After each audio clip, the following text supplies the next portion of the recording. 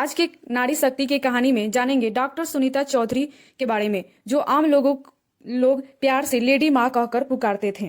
आज हम आपको बताने जा रहे हैं भारत की सबसे कम उम्र की क्रांतिकारी महिला सुनीति चौधरी के बारे में। जब नेताजी सुभाष चंद्र बोस ने विद्यार्थी संगठन को संबोधित करने के लिए शहर का दौरा किया, तब सुनीति लड़कियों की परेड का नेतृत्व कर रही थी। प्रफुल्ल नलिनी ने सुभाष चंद्र बोस से प्रत्यक्ष क्रांतिकारी कार्रवाई में महिलाओं को भागीदारी के बारे में उनकी राय पूछी। जब वे उन्होंने कहा, मुझे आप लोगों को अग्रिम पंक्ति में देखकर खुशी होगी। शांति घोष और सुनीति चौधरी, दो किशोर स्वतंत्रता सेनानियों ने ब्रिटिश मजिस्ट्रेट की हत्या की। साल था 1930 का। सविनय अवज्ञा आंदोलन पूरे जोर पर था।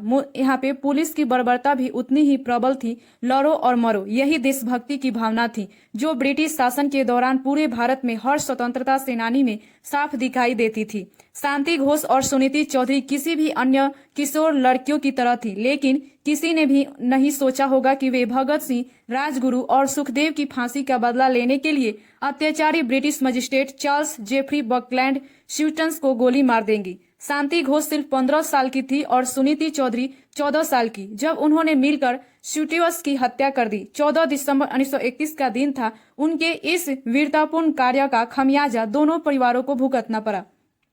शांति घोष का जन्म 22 नवंबर 1916 को कलकत्ता में हुआ था और उनका पालन पोषण एक देशभक्त माहौल में हुआ। उनके पिता देवेंद्रनाथ घोष एक स्वतंत्रता सेनानी और विक्टोरिया कॉलेज कोमिला में दर्शन शास्त्र के प्रोफेसर थे। 15 साल की उम्र में शांति घोष ने छात्रा संघ की सह स्थापना की और उसकी सचिव के रूप में कार्य किया। उन्हें न केवल अपने परिवार से बल्कि प्रफुल्ल नंदिनी ब्रह्मा से भी स्वतंत्रता संग्राम में भाग लेने की प्रेरणा मिली, जो उनसे 2 साल बड़ी थी। ब्रह्मा युगांतर पार्टी की सदस्य थी, जो अंग्रेजों को भारत से खदेड़ने के लिए हथियारों के इस्तेमाल में विश्वास रखती थी। यह एक गुप्त समूह था जिसने कई अंग्रेज अधिकारियों की हत्या की साजिश रची थी। युगांतर पार्टी की कई सदस्यों को अंग्रेजों ने गिरफ्तार कर लिया, उन्हें फांसी दे दी गई या अंडमान द्वीप समूह की सेलुलर जेल काला पानी में आजीवन कारावास की सजा दे दी गई। शांति घोष युगांतर पार्टी में शामिल हो गई। जरा इन युवाओं लड़कियों की देशभक्ति के स्तर की कल्पना कीजिए। 17 साल की ब्रह्मा और 15 साल की घोष, जो परिणामों की परवाह किए बिना अंग्रेजों के खिलाफ सशस्त्र विद्रोह के लिए तैयार थी। युगांतर पार्टी में शामिल होने के बाद शांति घोष ने आत्मरक्षा और हथियारों के इस्तेमाल, खासकर तलवारों, गद्दाओं और अग्नि अस्त्रों के इस्तेमाल का प्रशिक्षण लिया। वो अपनी उम्र से थोड़ी बड़ी दिखती थी क्योंकि वह खुद को बड़ी दिखने के लिए तैयार करती थी। उनके बाल गर्दन के पिछले हिस्से पर एक गांठ के बंधे होते थे और अक्सर एक सफेद सूती साड़ी में लिपटे होते थे। सुनीति चौधरी का जन्म 22 मई 1917 को पश्चिमी बंगाल के कोमिला जिले में हुआ था। उन्होंने कोमिला के फैजुनेसा बालिका विश्वविद्यालय में शिक्षा प्राप्त की। सुनीति को बचपन से ही अंग्रेजों से नफरत थी। वह स्वतंत्रता सेनानियों के परिवार से ताल्लुक रखती थी। उनके 2 बड़े भाई पहले से ही स्वतंत्रता संग्राम में सक्रिय रूप से शामिल थे। उनकी दोस्ती ऐसे दोस्तों से हुई जिनकी विचारधाराएं एक जैसी थी। भारत के स्वतंत्रता संग्राम में भागीदार बनना और सशस्त्र विद्रोह के जरिए अंग्रेजों को भारत से खदेड़ना। अपने स्कूल के दिनों में उनकी मुलाकात शांति घोष और प्रफुल्ल नंदिनी ब्रह्मा से हुई और वे उनके देशभक्ति के जज्बे से प्रेरित हुई। वे उल्लासकर दत्ता की गतिविधियों से भी बहुत प्रभावित थी, जो ब्रिटिश औपनिवेशिक अधिकारियों के खिलाफ इस्तेमाल के लिए बम बनाते थे। लगभग इसी समय फेंजनेसा गर्ल्स हाई स्कूल में उनकी यहाँ पे तत्काल सीनियर छात्रा प्रफुल्ल नलिनी ब्रह्मा का भी यहाँ पे चौधरी पर गहरा प्रभाव पड़ा। उन्होंने उनका मार्गदर्शन किया और उन्हें अंग्रेजों द्वारा प्रतिबंधित पुस्तकें और क्रांतिकारी साहित्य की उपलब्ध कराया। चौधरी के विचारों को स्वामी विवेकानंद के प्रसिद्ध शब्द जीवन मातृभूमि के लिए बलिदान है ने आकार दिया। प्रफुल्ल नलिनी ब्रह्मा ने सुनीति चौधरी को युगांतर पार्टी का सदस्य नियुक्त किया। सुनीति चौधरी को जिला स्वयंसेवी कोर का मेजर बनाया गया। जब नेताजी सुभाष चंद्र बोस छात्र संगठन को संबोधित करने के लिए शहर में आए थे, तब उन्होंने लड़कियों की परेड का नेतृत्व किया था। 6 मई 1931 को आयोजित त्रिपुरा जिला छत्तीस संघ के वार्षिक सम्मेलन में चौधरी को महिला स्वयंसेवी कोर की कप्तान के रूप में चुना गया था। इस दौरान उन्हें मीरा देवी उपनाम से जाना जाता था।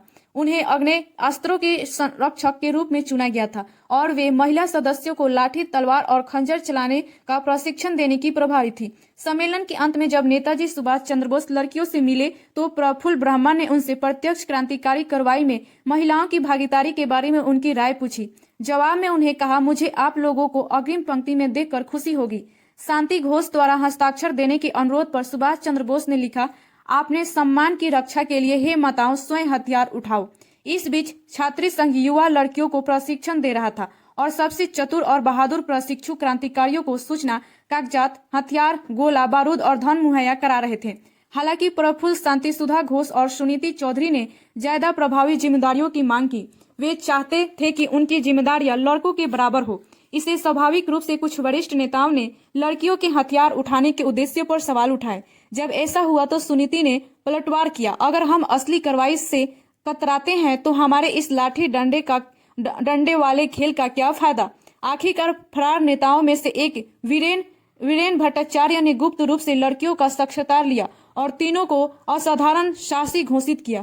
त्रिपुरा छात्र संगठन के अध्यक्ष अखिल चंद्र नंदी की देखरेख में उनका व्यवहारिक प्रशिक्षण शुरू हुआ। वे स्कूल से भागकर घने शहर से दूर नामती पहाड़ियों में छिपकर पहुंच गई और अभ्यास के तौर पर गोलियां चलाई। असल चुनौती निशाना साधना नहीं बल्कि रिवॉल्वर के पिछले हिस्से में संभालना था।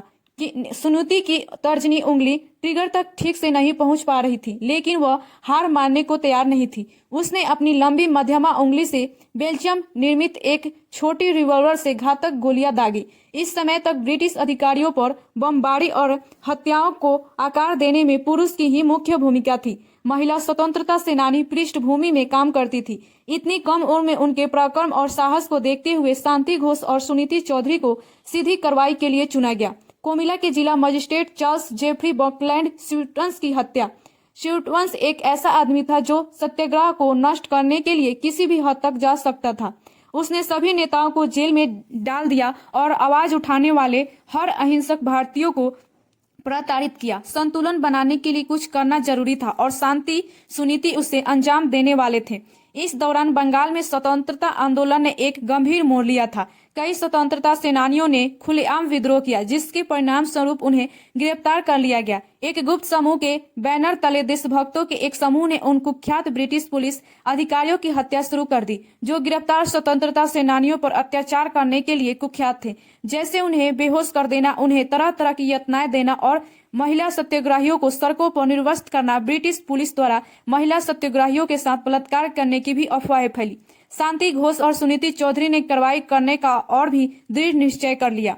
विलगडन के ऑल फ्रीमैन थॉमस उस समय ब्रिटिश भारत में 22वें वायसराय और गवर्नर जनरल थे। उन्होंने भारत में एक अध्यादेश पारित किया जिसने भारतीयों के नागरिक अधिकारों, जिनमें अभिव्यक्ति की स्वतंत्रता भी शामिल थी, का दमन किया। ब्रिटिश जिला मजिस्ट्रेट और पुलिस अधिकारी भारतीयों के साथ, खासकर उन लोगों के साथ दुर्व्यवहार करते थे जिन्हें गिरफ्तार किया गया था और जिन पर मुकदमा चलाया गया था। इन मजिस्ट्रेट और पुलिस अधिकारियों ने भारतीय महिलाओं के साथ बलात्कार भी किया। इस बीच 23 मार्च 1931 को भगत सिंह, राजगुरु और सुखदेव को फांसी दिए जाने की खबर ने पूरे देश को हिलाकर रख दिया। ब्रिटिश राज की यह क्रूरता और निर्दयता अन्य स्वतंत्रता सेनानियों के दिलों में भय पैदा करने के लिए थी, लेकिन व्यर्थ। देश भर से हजारों भगत सिंह, राजगुरु और सुखदेव उठ खड़े हुए। बंगाल में आक्रोश बढ़ता ही गया। शांति घोष और सुनीति चौधरी और अन्य युवा स्वतंत्रता सेनानी ब्रिटिश अफसरों पर हमला करने और उन्हें मारने के लिए और भी ज्यादा तैयार थे और वे सही समय का इंतजार कर रहे थे। स्यूटन्स का जन्म दिसंबर 1880 में हुआ था और वे मूल रूप से लंदन के निवासी थे। वे 18 दिसंबर 1914 को भारत आए। 6 मार्च 1930 को उन्हें कोमिला जिले के टाइपेरा में जिला मजिस्ट्रेट और कलेक्टर के रूप में कार्यभार संभाला।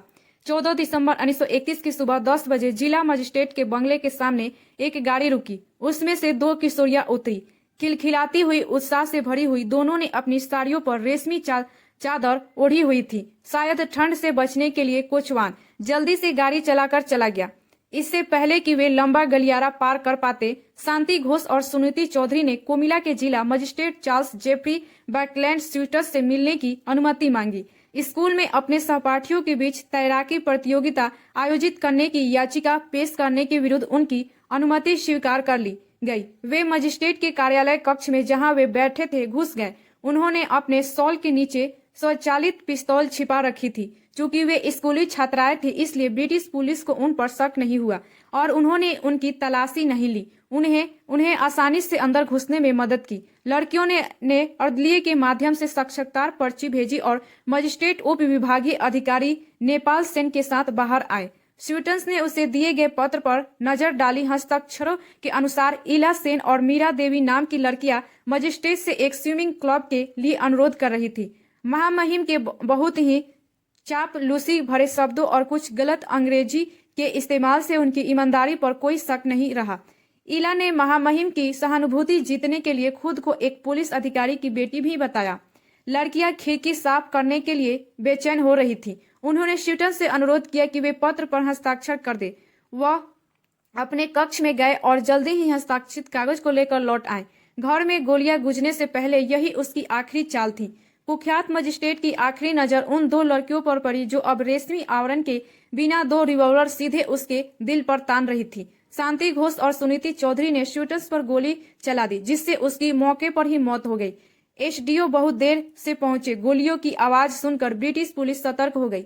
जल्द ही उन्हें काबू कर लिया गया और गिरफ्तार कर लिया गया। जब लोग दोनों किशोरों को यहाँ पे पकड़ने के लिए इकट्ठा हुए तो शांति और सुनीति ने उनके हाथ हुई जबरदस्त पिटाई का कोई विरोध नहीं किया। वे अपने वाली हर यातना के लिए तैयार होकर आए थे। दर्द सहने की क्षमता बढ़ाने के लिए उनकी उंगलियों पर पिन चुभोई जाती थी ताकि वे पिटाई से टूट न जाए और अपने गुप्त संगठन के बारे में एक शब्द भी न बोले। हथियारों की तलाशी के बहाने छेड़छाड़ किए जाने पर भी उन्होंने अपना मुंह सीधा रखा। 14 दिसंबर 1931 की बात है। भगत सिंह, राजगुरु और सुखदेव की शहादत को लगभग 9 महीने हो चुके थे। क्रांतिकारियों ने बहादुर लड़कियों के बारे में पर्चे बांटे। लोगों ने मेजर की वर्दी में सुनीति की तस्वीर को बहुत पसंद किया, जिसके नीचे एक पंक्ति लिखी थी, रोकते अमार लेखछे आज सोरबो नासे नेसा। आज मेरे खून में विनाश की तीव्र इच्छा व्याप्त है। प्रशिक्षण और सजा। दोनों लड़कियों को बेरहमी से पीटा गया, लेकिन उन्होंने पूरे समय अपना धैर्य बनाए रखा। वे घबराई नहीं। लड़कियों को हिरासत में ले लिया गया और स्थानीय ब्रिटिश जेल में कैद कर दिया गया। तमाम मुश्किलों के बावजूद चौधरी और घोष ने जेल और अदालत में अपने मुकदमे के दौरान अपना धैर्य और प्रसन्नता बनाए रखी। उन्हें उम्मीद थी कि वे शहीद की मौत मरेंगे। जब मुकदमा शुरू हुआ तो अदालत में उनकी शक्ल देखकर सभी दंग रह गए। वे मुस्कुरा रहे थे और दर्शकों की बेरुखी का मजा ले रहे थे। उन्होंने जज और अदालत के बाकी सभी सदस्यों की तरफ पीठ कर ली थी, क्योंकि उन्हें बैठने के लिए कुर्सियां नहीं दी गई थी। अगर उन्हें पहले बुनियादी शिष्टाचार न दिखाया जाए तो वे किसी भी व्यक्ति का सम्मान करने से पीछे नहीं हटते। जब एसडीओ सेन गवाह बनकर आए और कहानियां गढ़ने लगे तो वे इतनी जोर से चिल्लाए, महाझूठ की अदालत में अफरा तफरी मच गई। कोई भी उन्हें अपमानित किए बिना बच नहीं सकता था, क्योंकि उन दोनों छोटी बच्चियों को अदालत का कोई डर नहीं था। उन्होंने पुलिस वैन से लेकर अदालत कक्ष तक और वापस आते समय देशभक्ति के गीत गाए तथा पास खड़े लोगों को मुस्कुराते हुए देखा और दूर से ही उन्हें आशीर्वाद दिया। उनकी मुस्कान तभी टूटी जब फैसला सुनाया गया। दर्शकों ने उनका एक अलग ही रूप देखा। घोर निराशा के कारण दो उदास चेहरे। यह आजीवन कारावास था, जिसका मतलब था कि वे शहादत का मौका गंवा बैठे। रास्ते में उन्हें गुस्से से कहते सुना गया, इससे तो फांसी होनी चाहिए थी, फांसी तो इससे कहीं बेहतर होती। यह सुनकर समाचार पत्रकार दंग रह गए। अधिकारी उन्हें तोड़ने की कोशिश में कभी पीछे नहीं हटे। प्रफुल्ल को मुख्य साजिशकर्ता मानकर जेल में डाल दिया गया। बाद में उन्हें कड़ी नजरबंदी में रखा गया, जहां 5 साल बाद चिकित्सा देखभाल के अभाव में उनकी मृत्यु हो गई। एक साक्षात्कार में उन्हें कहा, घोड़े के अस्तबल में रहने से मरना बेहतर है। पहली गोली सुनीति चौधरी की बंदूक से निकली थी, जिससे अंग्रेज अफसर की तुरंत मौत हो गई। दोनों किशोरियों की अगली उंगलियों ने मजिस्ट्रेट के बचने की कोई गुंजाइश नहीं छोड़ी, इसलिए सुनीति को और भी कड़ी सजा दी गई। उसे बाकी सभी राजनीतिक कैदियों से अलग रखा गया। शांति को अन्य क्रांतिकारियों के साथ द्वितीय श्रेणी में रखा गया, जबकि छोटी सुनीति को चोरों और जेबकतरों के साथ तृतीय श्रेणी में भेज दिया गया। जनता और मीडिया की प्रतिक्रिया। समकालीन पश्चिमी पत्रिकाओं में स्वीटस की हत्या को विलिंगटन के अर्ल द्वारा जारी उस अध्यादेश के विरुद्ध भारतीयों को आक्रोश के रूप में चित्रित किया, जो भारतीयों के नागरिक अधिकारों, जिनमें अभिव्यक्ति की स्वतंत्रता भी शामिल है, का दमन करता था। भारतीय स्रोतों ने इस हत्या को घोष और चौधरी की ब्रिटिश जिला मजिस्ट्रेट के दुर्व्यवहार के प्रति प्रतिक्रिया के रूप में चित्रित किया, जिन्हें भारतीय महिलाओं के साथ बलात्कार करने के लिए अपने पदों का दुरुपयोग किया था। फैसला सुनाए जाने के बाद राजशाही जिले में पुलिस की खुफिया शाखा को एक पर्चा मिला, जिसमें घोष और चौधरी की राष्ट्रवादी नायिकाओं के रूप में प्रशंसा की गई थी। पोस्टर पर लिखा था, अब तुम आजाद हो, और शोहरत भी इसमें रॉबर्ट बर्नस की कविता स्कॉश वाहे पंक्तियों के साथ दोनों लड़कियों की तस्वीरें भी थीं। हर दुश्मन में तानाशाह गिरते हैं, हर वार में आजादी है। अंग्रेजों ने सुनीति के बूढ़े पिता की पेंशन बंद कर दी। उन्होंने उसके 2 भाइयों को बिना किसी मुकदमे के हिरासत में ले लिया और उन पर अत्याचार किए। देखते ही देखते उसके परिवार के सदस्य भूखमरी के कगार पर पहुंच गए। बाद में उसके छोटे भाई की कई वर्षों तक कुपोषण के कारण मृत्यु हो गई। सुनीति चौधरी की हिजली डिटेंशन में कैंप में 3य श्रेणी की कैदी के रूप में बंदी बनाकर रखा गया था। उनकी गतिविधियों पर असर उनके परिवार पर भी पड़ा। उनके पिता की सरकारी पेंशन बंद कर दी गई और उनके 2 बड़े भाइयों को बिना किसी मुकदमे के हिरासत में रखा गया। उनके छोटे भाई की कई वर्षों के कुपोषण के कारण तपेदिक से मृत्यु हो गई। इसका मतलब था कि उनके मानवाधिकारों का भी कोई अंत नहीं था। चाहे वे घटिया खाना हो या घटिया कपड़े, सुनीति को इससे कोई फर्क नहीं पड़ा। वह जेल के अपने रोजमर्रा के कामों में लगी रही, नियमित रूप से अपने बूढ़े माता पिता पर पुलिस के अत्याचारों और अपने बड़े भाई की गिरफ्तारी की खबरें सुनती रही। अपने छोटे भाई के कलकत्ता की सड़कों पर फेरी लगाने और बीमारी और भूखमरी से उसकी मौत की खबर सुनती तक पहुंची, लेकिन उसके शांत संकल्प को तोड़ नहीं पाई। छोटे मोटे अपराधी भी इस शाही मगर विनम्र स्वभाव वाली लड़की के दीवाने थे। बीना दास ने एक घटना के बारे में लिखा है, जिसमें रमजान के रोजे के बाद एक महिला ने सुनीति पर अपना मीठा नमकीन पानी का गिलास पीने के लिए जोर दिया, क्योंकि उसका मानना था कि वो युवती इस पानी की ज्यादा हकदार है। गांधी जी और ब्रिटिश भारतीय सरकार के बीच माफी वार्ता के कारण उन्हें शांति घोष के साथ 1939 में 7 साल की सजा काटने के बाद रिहा कर दिया गया था। लेकिन क्रांतिकारी कभी हार नहीं मानते।